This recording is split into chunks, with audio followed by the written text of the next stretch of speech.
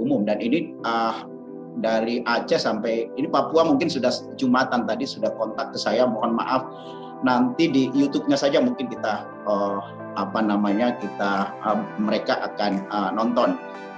Teman-teman di waktu bagian tengah juga ini sudah kritis jamnya, jam 11 di sana lewat, ya sebentar lagi Jumatan.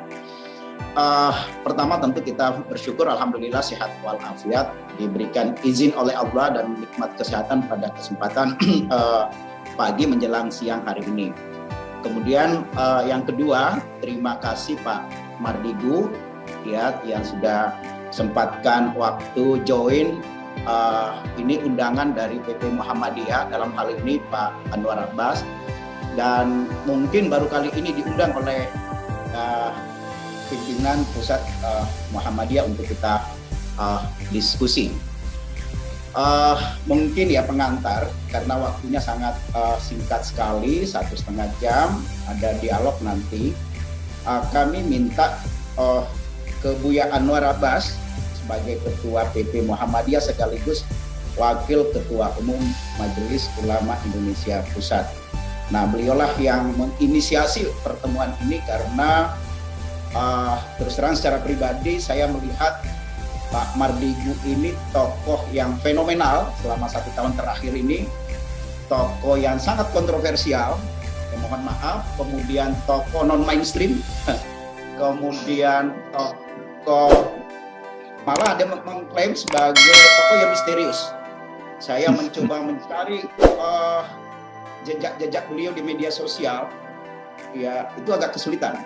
Yang muncul itu adalah YouTube, ya. Dan beberapa komentar yang lain, dan juga banyak komentar miring terhadap Pak Mardigu. Jadi gitu ya. Jadi kenapa saya sebut misterius, karena biasanya kalau di media sosial kita biasa tampilkan profil kita, anak kita, usia kita. Ini Pak Mardigu saya belum dapat gitu, sehingga ini mungkin ya ini uniknya anak ini. Nah, ini Buya Anwar sangat senang sehingga saya diminta sebagai sekretaris Majelis Ekonomi PP Muhammadiyah untuk mengundang Pak Mardigu, juga lewat Pak Sony. Pak Mardigu ini, Pak Sony kawan kita, kawan Pak Mardigu juga teman sekolah dulu di SMA 70 Bulungan, ya. Pak Mardigu ini seorang santri juga Pak Anwar, Bu ya.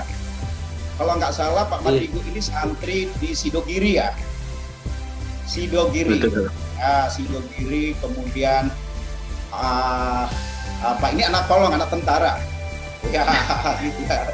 Tiba-tiba berangkat ke Amerika. Saya nonton hampir 3 jam YouTube Pak Mardigu ini, luar biasa gitu ya. Obsesinya bagaimana bisa nyampe ke Amerika hanya karena guntingan koran gitu ya Pak Mardigu ya. Amin. Dikantongin sejak SD, kemudian padahal prestasi akademik Pak Mardigu ini nggak biasa-biasa aja ya. Tapi imajinasinya supaya sampai ke negerinya Biden ini luar biasa, dan sampai ke sana, dan bahkan tidak tahu siapa membiayai beliau kuliah ke Amerika. Dan uniknya studi intelijen, sehingga banyak juga mempersepsikan ini Pak Mardigu Intel ini. Ya, kok tiba-tiba jadi ya Intel, kemudian jadi hipnoterapi, kemudian masuk ke perusahaan. Jadi memang spektrumnya sangat luas. Mungkin itu membuat Buya Anwar sangat senang ke Pak Mardigu, sehingga diundanglah di forum ini. Mungkin nanti ada beberapa dialog ya, jadi mungkin ada 30 menit kita langsung dialog. Tapi kita memberi kesempatan ke Pak Buya Anwar untuk memberikan prolognya. Silakan Buya. Ya, terima kasih. Assalamualaikum warahmatullahi wabarakatuh. Waalaikumsalam. Amin wassalatu wassalamu ala alihi wa ashabihi amma ba'du. Saya maaf ya, pernah mendengar tapi tidak menjadi perhatian saya ya. Cuma ketika Pak Riawan Amin, seorang banker, mengirim YouTube beliau, kemudian saya dengar, kaget juga saya. Ya, ada pikiran-pikiran beliau menurut saya yang menarik ya. Tetapi ketika saya tonton podcast di tempat lain ya, beliau menyampaikan ide, kemudian idenya belum tuntas disampaikan sudah dipotong-potong, jadi kelezatan idenya jadi hilang bagi saya ya. Nah, oleh karena itu saya minta sama Pak Moker supaya ya Pak Mardigu diundang, dan karena waktunya 1,5 jam ya, mungkin barangkali nggak bisa sampai 1,5 jam. Ya saya minta jangan diintervensi gitu ya, jangan diintervensi. Kita minta beliau bicara pertama sekali dari perspektif global ya, kemudian regional, nasional ya, kemudian persoalan kita sebagai bangsa, kemudian menurut beliau apa kira-kira yang harus kita lakukan. Dan beliau ini menurut saya tak tahu persis latar belakang pernikahan Pak Mardigu ini ya, karena saya tidak bisa men-trace ya.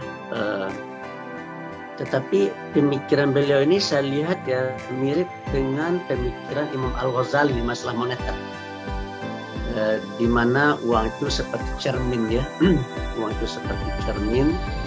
Jadi artinya jumlah uang yang beredar itu harus ngikutin barang, gitu. Kalau kita kan akademisi Pak Moher ya, kita dosen ya, printing money itu kan sesuatu yang sangat membahayakan ya kalau seandainya tidak Tapi menurut Pak Mardigu di Cina ya, pemerintah Cina melakukan printing money, tetapi printing money itu betul-betul dikelola sedemikian rupa ya sehingga jumlah uang yang beredar tetap sama dan mengikuti jumlah barang yang ada, sehingga dengan demikian Cina bisa menjadi negara maju gitu kan. Sementara kan selama ini bagi kita printing money itu kita anggap sebagai sesuatu yang sangat berbahaya, dan menurut saya memang sangat berbahaya printing money itu ya. Tetapi Pak Mardigu dia punya pandangan lain gitu. Nah setelah saya renung-renungkan benar juga nih Pak Mardigu ini gitu. Oleh karena itu ya setelah saya diskusikan dengan beberapa orang ya ada pikiran Pak Mardigu ini yang bagus, ada juga yang kawan-kawan tidak setuju gitu ya. Dan saya itu sudah biasa lah ya. Kalau kita punya pendapat, ada yang setuju dan tidak setuju.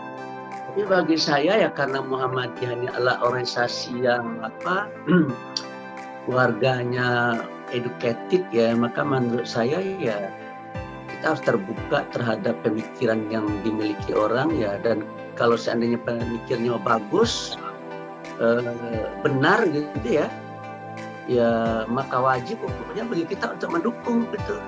Tapi kalau tidak benar ya tidak boleh kita mendukungnya begitu kan. Nah, oleh karena itu bagi saya ya kita dengar nih gagasan-gagasan Pak Mardigu ini kan. Hal-hal yang memang menurut kita baik dan benar ya kita dukung, yang tidak baik yang kita dengar ya kita tinggalkan. Dan sehingga dengan demikian ya pemikiran-pemikiran beliau itu ya menjadi pemikiran-pemikiran yang bermanfaat bagi diri kita, tapi juga bagi masyarakat, bagi bangsa dan bagi dunia. Itu mungkin barangkali ya Pak. Saya terus terang juga belum ya Pak Mardigu ya, dan hari ini saya ingin mencoba mengenalnya, dan saya mungkin barangkali tidak terlalu biasanya semuanya mendengar aja begitu, mendengar gitu ya, sehingga saya tuntas gitu. Yang jelas bagi saya ya dari dari YouTube yang dikirim oleh Pak Riawan Amin. Kok Pak Riawan Amin mantan banker ya, mantan dirut Bank Mawala yang sangat berani mengirim YouTube beliau kepada saya gitu. Itu kan berarti beliau seleksi gitu ya, karena Pak Riawan Amin jarang juga ngirim YouTube. Kali YouTube ini yang dia kirim sama saya gitu. Itulah mungkin barangkali Pak. Terima kasih. Assalamualaikum warahmatullahi wabarakatuh. Waalaikumsalam. Pak Mardigu, jadi temanya yang diminta oleh Pak Anwar, dinamika ekonomi dan keuangan global. Kemudian dampaknya terhadap ekonomi kita, singgung juga ekonomi umat ya. Dan langkah-langkah solusinya gimana sih Pak Mardigu? Ya, saya kira kata Buya Anwar tadi ya biarkan jangan intervensi, tapi mungkin Pak Mardigu yang ngatur waktu lah. Ini ada batas-batas tertentu, ada jenuh Pak Buya Anwar mungkin berapa ya. Jadi Pak Mardigu tahu lah suasananya, mungkin kita dialog nanti. Silahkan Pak Mardigu, tempat kami berikan ke Bapak. Oke, Assalamualaikum warahmatullahi wabarakatuh. Buya Anwar Abbas, Pak Mukhair, dan teman-teman yang saat ini bersama di forum diskusi ini. Saya berusaha langsung ke topiknya saja, melihat waktu terbatas, dan pastinya saya tidak akan panjang-panjang sampai 1 jam, bahkan 30 menit pun tidak, karena saya lebih menyukai bentuknya adalah dialog atau mungkin tanya jawab, jadi lebih cair suasananya. Nah, sebagaimana kita ketahui bahwa saya nggak ada data, saya tidak ada banyak di publik ya, karena memang selama 18 tahun dunianya memang di shadow atau di bayangan. Jadi baru 3-4 tahun ini aja kita boleh keluar gitu ya. Nah, nanti akan saya ceritakan kesananya, tapi sekarang kita masuk ke esensi dari diskusi kali ini gitu ya. Tadi latar belakang saya adalah saya 6 tahun kuliah di negeri seberang. Saya tidak tahu siapa yang membayari saya, sampai pulang tahun 91 baru mengetahui bahwa sebuah lembaga intelijen di bawah Pak Benny Murdani lah yang membiayai selama ini, dan sebuah pelajaran yang menarik setelah itu hingga saat ini gitu ya. Nah, dalam 25 tahun terakhir saya adalah pebisnis. Latar belakang saya adalah oil and gas bisnisnya, jadi memang nggak banyak yang tidak di permukaan. Dan baru 5 tahun terakhir kita menggunakan sektor retail atau tepatnya dunia digital, ekonomi digital gitu ya. Nah, mengingat topiknya ini agak berat, jadi saya mencoba meringankan masalah global dulu. Sekali lagi ini Pak Buya Anwar Abbas, ini versi saya, di mana saya adalah penggemar pembaca buku geoekonomik dan geostrategi. Saya dulu adalah mantan staf khusus Menteri Pertahanan, kemudian selesai pensiun di 2019. Jadi data-data saya banyak dapat dari Departemen Pertahanan, dari seluruh dunia tentunya, karena mungkin satu-satunya di Indonesia sebagai intelijen ekonomik. Hanya mungkin ya kita aja sedikit orang yang memahami intelijen ekonomi di bidang negara Indonesia ini gitu ya. Jadi disitulah saya banyak dapat data, dan buku-buku yang saya baca pun banyak geoekonomi dan geostrategi. Saya coba sederhanakan arti geoekonomi dan geostrategi. Disederhanakan ya, bukan berarti itu secara letterlek artinya itu. Geoekonomi adalah kekuatan geografi Indonesia untuk keuntungan ekonomi. Kemudian geopolitik adalah kekuatan geografi kita untuk keunggulan politik kita di foreign policy, untuk kebijakan luar negerinya.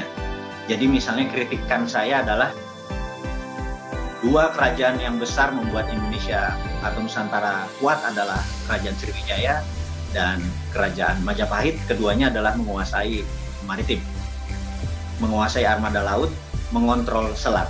Nah, di dunia ada 6 major strait, 2 termasuk Panama dan Suez gitu ya. Itu terusan. Tapi yang alami ada Selat Lombok, Selat Makassar, Selat Sunda, dan Selat Malaka. Kenapa disebut major strait atau selat utama? Karena dilewati kapal internasional dan kapal dagang. 1 tahun kapal yang melewati Selat Malaka adalah 100.000 mother vessel, besar-besar. Dan isinya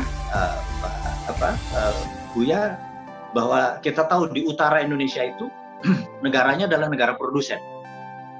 China, Hong Kong, Taiwan, Korea Selatan, Jepang adalah negara produsen. 20% produksinya itu dikirim ke North America atau Amerika Utara. 80% produksi negara-negara utara Indonesia itu dikirim ke Eropa Barat, Eropa Timur, ke Asia Barat, ke Afrika. Itu 80%-nya lewat selat di Indonesia. Ada yang lewat Selat Lombok, lewat Makassar, Lombok langsung, ada Selat Sunda langsung, ada yang lewat Selat Malaka dulu, berhenti di Port Kelang, Port Dickson, atau di Singapura gitu ya. Nah, tidak ada satupun sisi Indonesia. Dulu ada Pulau W. Ini yang sangat prihatin, karena sisi dalam dari Malaka itu adalah selat di sisi Indonesia. Apa yang terjadi kalau Buya Anwar Abbas sebagai Presiden Indonesia misalnya menutup seluruh selat di perairan di Indonesia, sehingga kapal-kapal dari utara itu muter Papua Nugini baru lewat selatan Indonesia, lewat Laut Hindia. Itu 7 hari mereka ngebuang hampir 7% dari nilai biayanya. Tapi kalau lewat perairan di Indonesia, itu mereka kita biarkan bayar aja 1% sebagai bayar asuransi. Karena maaf ya, kan kotorannya kita yang bersihin, kita nggak dapat apa-apa selama ini. Dan itu kita pernah hitung kalau 1% dari nilai barang yang 2 triliun atau 2.000 billion dolar itu nilainya hampir 200 billion, sama dengan pajak yang ibu kita yang pinter ini selalu memajaki. Bisa rakyat nggak bayar pajak, Buya. Nah, kenapa selama 7 presiden kita tidak pernah lakukan itu? Oh banyak, ada UNCLOS, ada kita dicegat dengan banyak peraturan maritim dan lain sebagainya gitu. Kita kalau mau menjadi negara berdaulat, ini adalah hak kita. Kita boleh selat itu milik kita, gitu. Kita boleh pajakin, atau mungkin kalau pajak kesannya sangar gitu ya. Kalau Hang Nadiem, Hang Tuah, kalau Sriwijaya, Prameswara, Majapahit itu dipajakin, di choking point-nya di Malaka dipajakin sama. Kalau kita bayar asuransi deh, bayar biaya kebersihan deh, gitu ya. 1% nilai barang. Oke, kita buatlah sebuah lembaga, ya semacam SWF atau lembaganya Pak Luhut yang baru buat itu misalnya. Lembaga ini adalah lembaga asuransi di mana 60% yang milik Indonesia atau 70% yang milik Indonesia, yang 15% milik Tiongkok, yang 15% lainnya milik Amerika misalnya. Tetap dibagilah permen itu kan, di dalam foreign policy harus ada bagi permen gitu ya. Nah, dengan demikian kita berdaulat atas wilayah kita. Nah, itu geopolitik namanya, yang saya saat ini sangat mengkritik bagaimana kebijakan foreign policy kita ini kok mengikuti negara lain. Harusnya kita yang punya policy. Jadi contoh gini, karena itu insya Allah saya lagi buat buku, Bu ya, dan sahabat Muhammadiyah. Buku ini berjudul Redraw Map. Ini buku saya ke-15. Redraw Map tuh gini, map peta di draw. Jadi kalau Gajah Mada tidak pernah draw map bahwa ini Nusantara gitu ya, di mana sampai selatan Thailand, Malaysia, Filipina, sampai Papua Nugini adalah wilayah Nusantara. Indonesia tidak pernah ada. Itu namanya draw map, gitu ya. Tiongkok dengan obornya One Belt One Road itu membuat draw map. Ini dunia ini begini, semua go to Tiongkok. Jadi One Belt diikat dengan satu belt, One Road, satu jalan ke Beijing, gitu ya. Itu dia punya mapnya. Amerika punya High Road, gitu ya, punya map. Eropa punya gitu. Indonesia ini mapnya nggak pernah dibuat. Kita kena mapnya orang terus. Jadi Maritim Silk Road-nya kebijakan Tiongkok gitu kan. Lautnya laut kita loh. Kenapa kebijakan dia yang diambil gitu ya. Nah, kita harus redraw map gitu. Sampai saat ini udah 7 presiden kita menantang foreign policy-nya, kebijakan internasionalnya. Kapan draw map untuk membuat Indonesia berdaulat gitu ya. Itu contoh bahwa kita harus mengkritik. Untungnya saat ini kita bisa menggunakan sosial media sehingga kita mengedukasi pelan. Saya kalau terpikir tadinya kalau kita buat langsung 1 jam 2 jam, bahasa Jawanya kelolotan mereka itu. Akhirnya 5 menit. Tapi saat ini saya dengan 7 profesor sudah merancang 1.500 video. Baru 500 video. Video ini akan berakhir kira-kira 2023. Kita harap pada saat itu mereka sudah bisa paham apa itu geopolitik, geoekonomi. Karena Buya, kita tahu sejak 98 Indonesia ini pendidikan moral Pancasilanya, PMP-nya, P4-nya itu luntur. Anak-anak sekarang yang usianya di bawah 35 tahun tidak memahami nasionalisme itu apa, patriotisme itu apa. Karena pelajarannya sangat hafalan, tidak embedded, tidak nempel di dirinya. Qurannya tidak hidup, gitu ya. Kalau kita bilang gitu ya. Kalau teman-teman Muhammadiyah kan menghidupkan Quran, dirinya itu adalah Qurannya gitu. Nah, ini juga sama. Kita bernegaranya tuh patriotismenya itu tidak muncul gitu. Itu terjadi memang kita ya dibuat dalam tanda petik, kemudian puncaknya adalah tahun 2002 Bu ya, di mana Undang-Undang 45 diubah menjadi Undang-Undang 2002, dan boleh sahabat semua membuktikan bahwa saya adalah di tahun 2002 itu, malam itu memprotes keras. Mungkin Kak Baisnya waktu itu ingat, Pak Ian Santoso, memprotes keras bahwa jangan sampai ubah Undang-Undang 45 jadi 2002. Dan ternyata hari itu terjadi, diubah Undang-Undang 2002. Undang-Undang 2002 yang saya protes adalah hilangnya GBHN, Garis Besar Haluan Negara, sehingga kebijakannya saat ini adalah per 5 tahun tergantung pemerintahnya. Bukan kebijakan jangka panjang yang siapapun pemerintahnya ngikuti garis besar tadi. Gitu, rencana 100 tahun Indonesia menjadi negara superpower misalnya kayak gitu deh.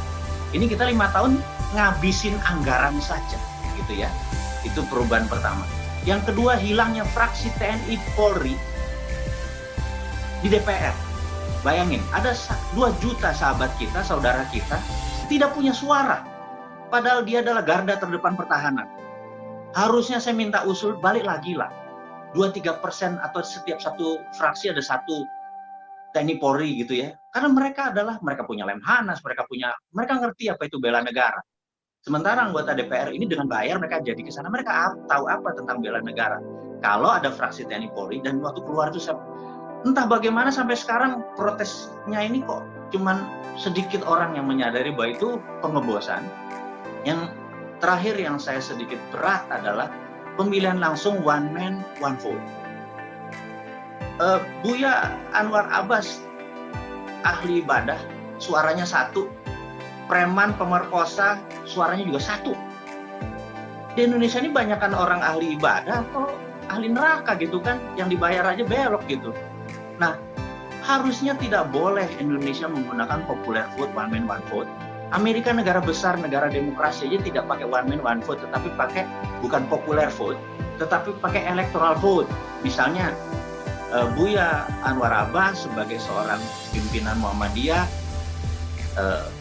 sarjana, suaranya bukan 1, tapi 4. Begitu membayar pajaknya sekian, suaranya 7. Jadi begitu orang-orang yang membayar pajak, taat pajak, segala macam, suaranya bukan 1, bisa 17, bisa 21, dia pemimpin pesantren. Pembobotan itu nanti kita standarkan sehingga sewaktu ada pemilihan, orang-orang yang punya suara atau pembobotan yang nilainya tinggi tadi, salah satunya dengan bayar pajak, kalau 1 miliar tambah 10 misalnya gitu ya, ini contoh aja, itu membuat kualitas. Jadi begitu disebut, wah dia 17 loh suaranya, wah dia 24 loh suaranya, yang lain 1 gitu ya.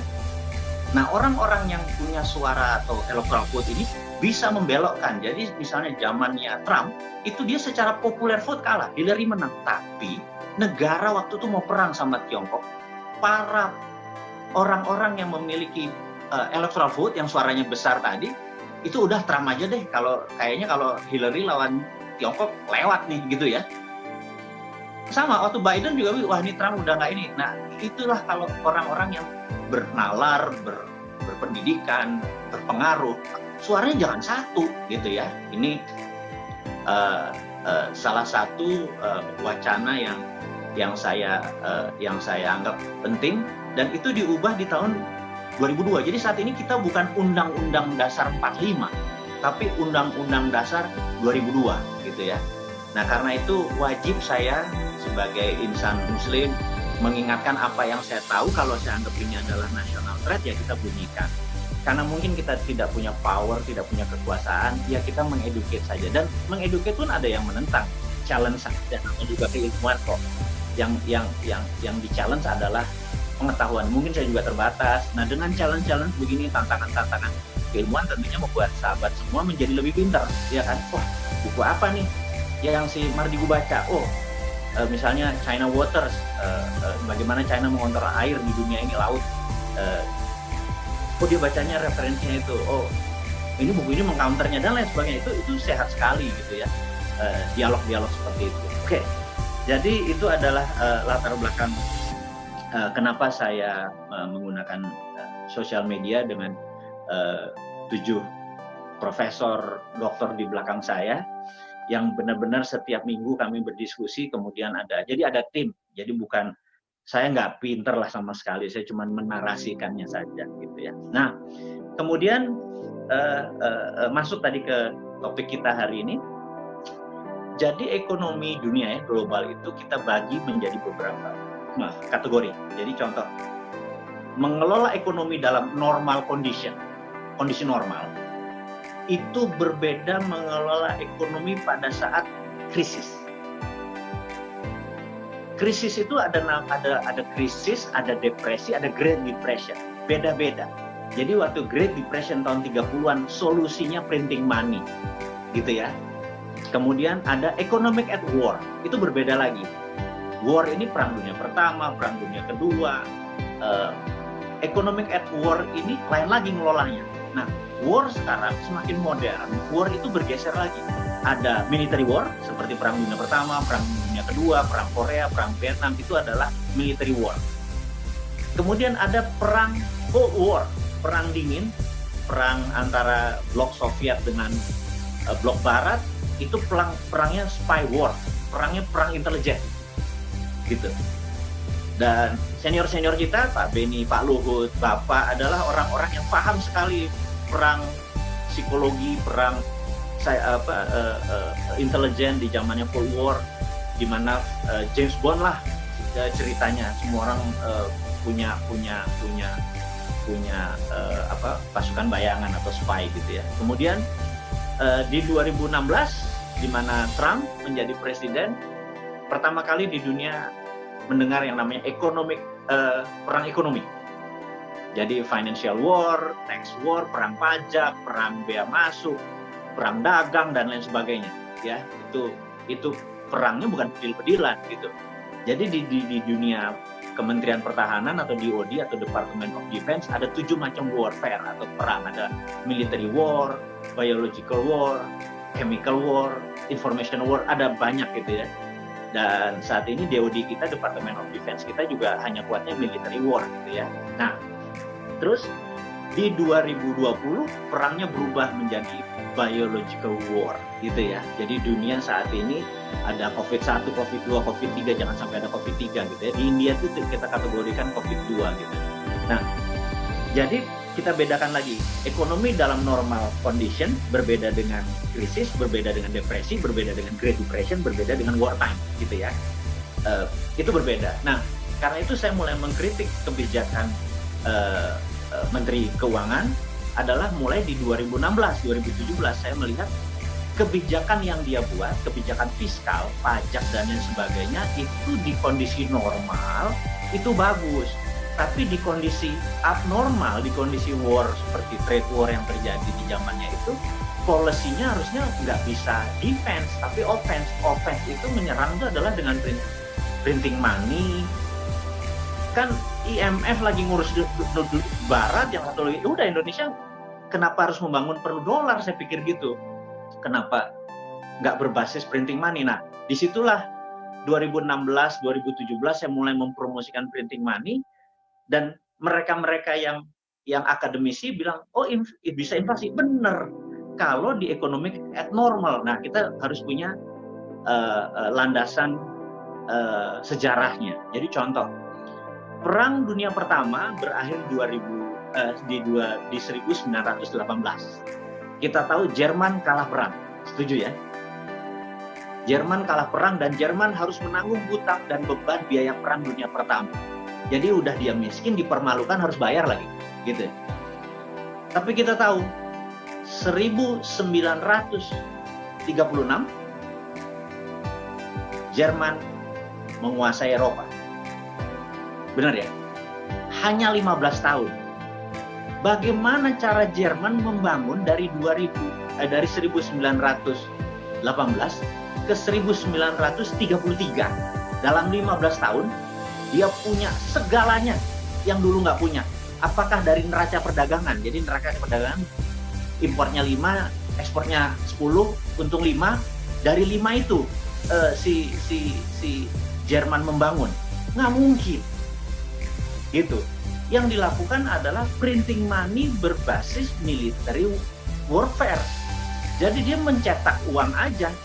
Semuanya toh lokal punya gitu kan. Dia punya mesin, dia punya teknologi, dia punya orang pinter dan lain sebagainya, sehingga tahun 36 tepatnya dia mulai ofensif ke seluruh Eropa. 39 dia sudah menguasai Eropa gitu ya.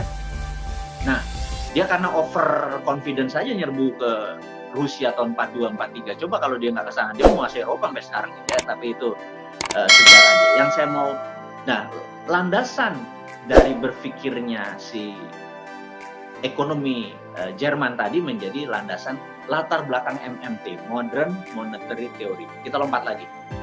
Tahun 45, Jepang rata tanah. Sejarah membuktikan dan terbukti rata tanah. Tahun 1969,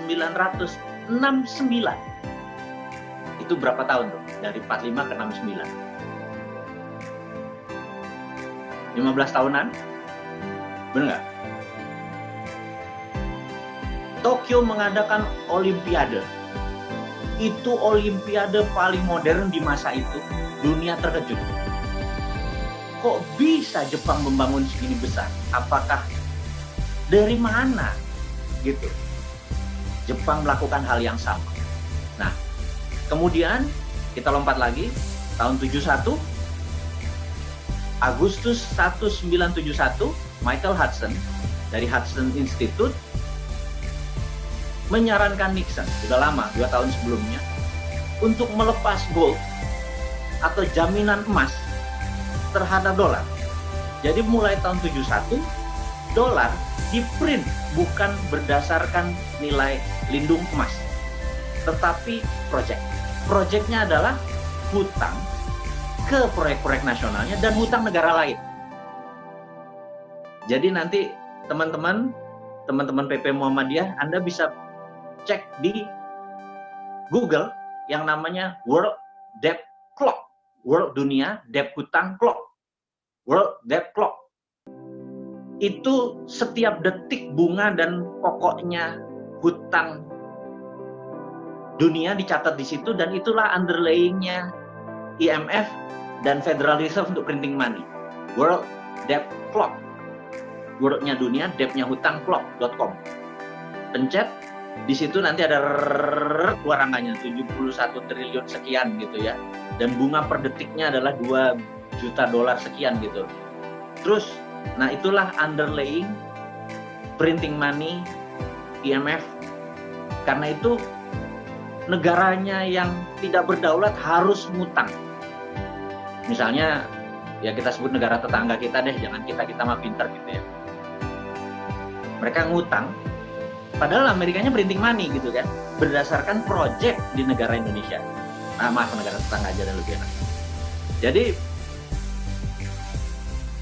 kedua adalah di 1989, ini ada buku menarik Bu ya, judulnya The Secret Meeting That Changed China.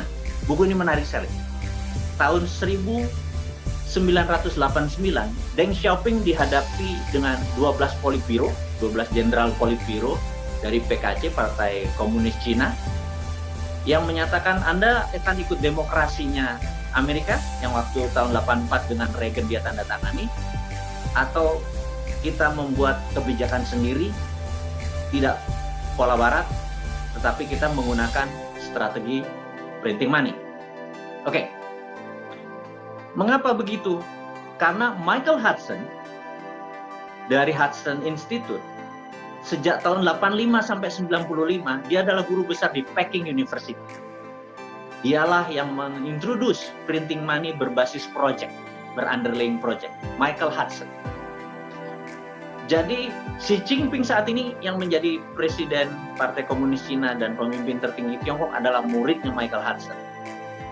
Dan Michael Hudson inilah pencetus MMT, Modern Monetary Theory, yang tahun 70-an diadopsi oleh Nixon untuk printing money-nya dolar. Jadi landasan saya mengajukan pemerintah Indonesia saat ini untuk printing money berbasis project. Janganlah proyek infrastruktur yang semennya juga buatan Indonesia, buatan Indonesia, besinya buatan Indonesia, tenaga kerja Indonesia. Kenapa masih pakai tenaga kerja Tiongkok, uangnya Tiongkok, teknologi Tiongkok? Itu yang saya tanyakan. Kalau nggak punya uang, printing money gitu ya. Kenapa? Karena kondisinya dalam war. Kondisinya kategorinya war, dalam perang dagang, perang segala macam. Nah, itulah prinsip yang saya usulkan, dan latar belakangnya adalah Perang Dunia Pertamanya Jerman, Perang Dunia Keduanya Jepang,